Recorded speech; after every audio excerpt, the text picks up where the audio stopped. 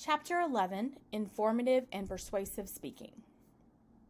To begin, we'll talk about informative speeches. So, informative speeches are exactly kind of what you think. They're a speech in which you provide basic information for your audience. Your goal is to teach them about something using objective, factual information. You do not give your opinion in an informative speech. You only give basic information. You can talk about an object, a person, a concept, an event, a process, or an issue. You research your informative topic. You want to provide new information when possible. You want to make sure that your information is timely and it's credible from a good source. You make sure you fully support each main point and that your support material is balanced between each main point. Basically meaning that if you are developing your speech and you have one main point that you can't find very much information for to support what you're saying, you need to change that point. You should be able to find, for the most part, the same amount of support material for each main point. Your goal is that you provide information that is new to the audience and that they walk away with takeaways of new information. So there's a few different organizational patterns that we'll talk about when it comes to informative speaking. The first is chronological. Chronological pattern is arranged based on the time that events occur. So think about a speech that you're talking about a person's life. You might do it chronologically. You might talk about their childhood, their education, their professional career. If you're talking about a historical event, you might talk about it in chronology. Topical is just based on a logical theme or division, basically meaning it makes sense to organize things in this way. If you're talking about a disease of some sort, you might want to talk about what the disease is, what are the symptoms, what are the treatments. So that just makes sense to fall in that way. And then spatial is based around the geographical location of things. So for example, if you were going to give a marketing report on the sales of a specific branches of a company, then you might do that based on geography, physically where they are in your state or the region. So researching information, provide new information when possible. Sorry, wrong way.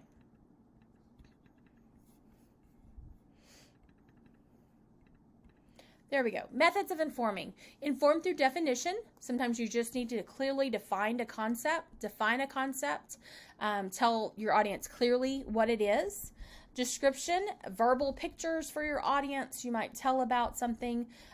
So definition, you might talk about a theory and you might define that through definition.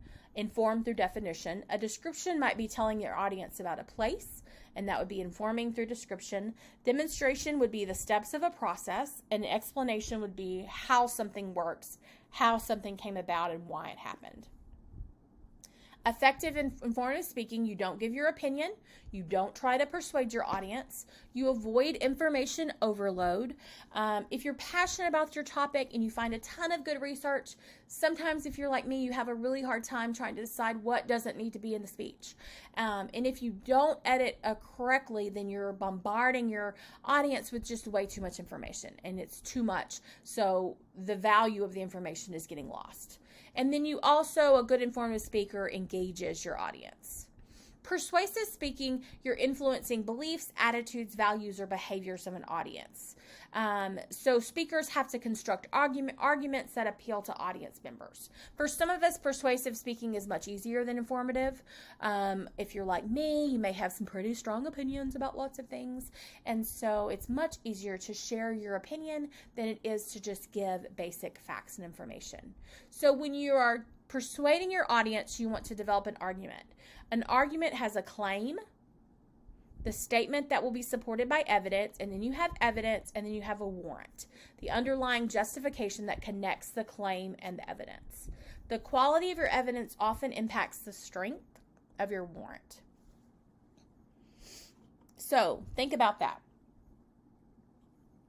When you're constructing an argument, you want to make sure that your claim is a solid statement, that your evidence supports it, and your warrant, your underlying justification, connects to the other two. So choosing a topic. Choose something that's current. You choose something that's controversial, meaning there's multiple sides to the issue.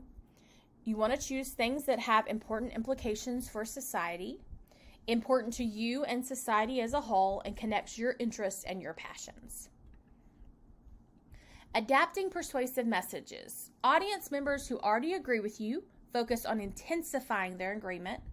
Audience members that are neutral, they may be uninformed about the topic. They may not think the topic affects them. If this happens, you should focus on giving some background information and instilling a concern for the topic. Audience members that disagree with you focus on changing their minds. You must be seen as credible, and your goals should be small changes. Determining your propositions. You have propositions of facts, focus on beliefs and try to establish that something is or isn't. Value, you're trying to persuade that something is good or bad or right or wrong. And policy, you want to persuade that something should or should not be done in policy. Organizing a persuasive speech. You have problem solution, which you state a problem and then you provide a solution. There's problem, failed solution, proposed solution. So it may be, here's the problem. This is what we tried. It didn't work. This is what I think we should try next. Cause and effect. And this can be done cause of a problem and the effects. Two causes of the problem and then the effect. One cause, two effects, or cause, effect, and this is my solution. And Monroe's motivated sequence. Monroe's motivated sequence basically says you do 5 things. And think about commercials. I think a lot of our infomercials do this. They get the attention of the audience. They establish that you have a need, whether you knew you had that need or not. They show you a need. They satisfy that need. They have visualization and they take action. So I think of proactive commercials. Attention. What do they use? They use a celebrity, or they use someone with an extreme case of acne. They get your attention. And then need. And then they'll say, have you ever had breakouts that you couldn't get rid of? Do you have blemishes on your skin? And most of us are sitting back, I do. Okay, if you have breakouts, proactive can correct them. And then visualization. Look at this person before and then after. This could be you. And then action, buy the product. So it would be very similar with a persuasive situation. You get your audience's attention. You explain to them the need. Why is there a problem? You satisfy the need. You have them visualize life being better once it's taken care of. And then you take action. Reasoning. Reasoning refers to the process of making sense of things around us. Inductive reasoning reaches conclusions through the citation of examples and is the most frequently used form of logical reasoning. Deductive reasoning derives specifics from what is already known, and causal reasoning argues to establish a relationship between a cause and an effect. So in your presentations, you want to ensure that you provide solid reasoning for the arguments that you pose with your audience. Now, we know with reasoning, just like all things, it can be done well, and it can be done with valid arguments and accurate support, or it can be done not so well with invalid arguments and support that is not cohesive and it does not follow a linear model of persuasion. So, fallacies. Hasty generalization, inductive reasoning fallacy that occurs when too few examples are cited to warrant a conclusion. So basically, one thing happens and you make a generalization out of very little information. False analogy, fallacy that occurs when situations or circumstances being compared are not really similar enough. False cause is when a speaker argues with insufficient evidence that one thing caused or causes another. False authority. The person making the argument doesn't have the knowledge or qualifications to be credible. Bandwagon, arguing for a course of actions to believe because everybody's doing it. It's commonly done. False dilemma argues that you have to choose one or another. Ad hominem, when a speaker attacks another person rather than the argument. I think that we see this frequently in political debates. Slippery slope occurs when a person argues that one action will lead to a whole series of other actions. Red herring distracts the argument at hand. So you throw out something kind of bizarre that distracts the audience from the actual argument you're dealing with. And appeal to tradition, which I think we see this done in a lot of organizations. Well, it's how we've always done it, so it must be okay. So Aristotle basically said that you have to have 3 types of proofs in order to persuade. Ethos refers to the credibility of a speaker and includes 3-dimension competence, trustworthiness, and dynamism. So essentially, your audience has to believe you and they have to trust you if you're going to be able to persuade them. So ethos is credibility. Logos is you have to have reasoning or a logic of an argument. So speakers employ logos by presenting credible information and supporting material. Pathos refers to emotional appeals. Emotional appeals should be logically convincing since audience may be suspicious of something that's solely based on emotion. It's an effective way to influence the audience's behavior. They can be kind of dramatic and they can be powerful, but they need to be delivered effectively. Dissonance. Cognitive dissonance refers to the mental discomfort that results when new information clashes with our currently held beliefs. Cognitive dissonance as a persuasive strategy relies on 3 assumptions. People need consistency in their thinking. When inconsistency exists, we experience discomfort. This discomfort motivates people to address the inconsistency to restore balance. So positive and negative motivation. Sometimes your persuasion will come from a positive motivation. You do these things and these things will happen in your life positively or negative. If we don't do this, these are the ramifications. So positive speakers implicitly or explicitly convey to the audience that listening to their message will lead to positive results, or negative is failure to follow the message will lead to negative consequences. And lastly, in order to really persuade someone, you have to have an idea of where they are. Abraham Maslow basically gave us these hierarchy of needs. If you do not know where your audience is in the hierarchy of needs, it's difficult to persuade them. So, physiological needs. Think about what those are. Our most basic needs on Earth. So that's our need for food and water and shelter. Safety needs is our need for safety and security. Social needs is our need for love, relationships, companionships. Self-esteem needs, self-explanatory, to feel positive about ourselves, to feel that we have self-worth. And self-actualization is our need to accomplish more than we have at this point in our lives. So you have to understand where people are in their needs. And I want to go back to my first year of teaching high school.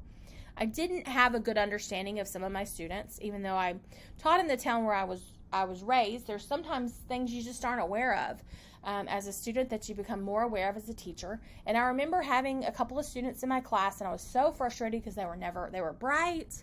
I knew they were smart, but they were never doing their homework. They never turned things in, and I just didn't understand why not. And I was talking to some coworkers about them, and they said, well, what do you know about him? I'm like, well, I don't know a lot about him. I know he's a smart kid. I know is in sports, and they said, well, let me tell you, he doesn't really have a home. He sleeps on the couch of whoever will let him. He goes from place to place. Most of his meals probably come from school. Probably not anything dependable outside of the school setting.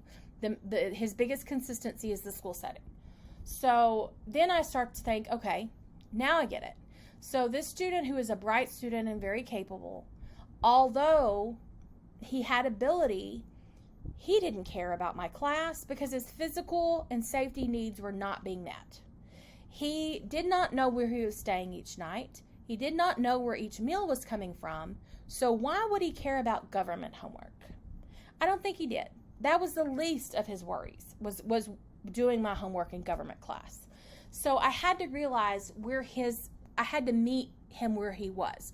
And that was a lesson I learned early, and that's something that I've tried to continue on, is that we have to know where people are. So think about this. You're at work, you're talking to someone, they're clearly distracted. They're showing you some nonverbal communication, but they're not using the words. You can tell something's up. There's something you need them to do, but you can tell that there's something that's really causing a problem.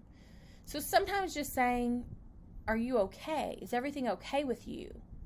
gives them an opportunity to talk about, "Well, actually, no, this is what's going on in my life right now," and to tell you what's going on. And once they can deal with the need that isn't being met, then they can accomplish what they have to accomplish for the day. But until they do something to meet that need, nothing else can happen. We all know what it's like to be distracted. So you have to think about that. Where is my audience? I need to know where they are so that I know where I can meet them. Because if they don't have their basic needs met, nothing beyond that matters. They don't care about my topic. If they don't have their physiological and safety needs met, they don't care who they're going to vote for. If they are depressed and feel isolated, then they don't care about the financial aid options I have to provide for them in my speech. You have to think about where your audience is. So in this class, you'll develop both informative and persuasive speeches. I give you some topic options. I mean, not something you're strained to, but I give you some ideas on Canvas. Sometimes you can find a topic that works well for informative that you can later make into persuasive. And that saves you a lot of work as you develop your speeches. It's one body of research. So there's some ideas on Canvas for you to use. I look forward to hearing the topics that you guys have to share this semester.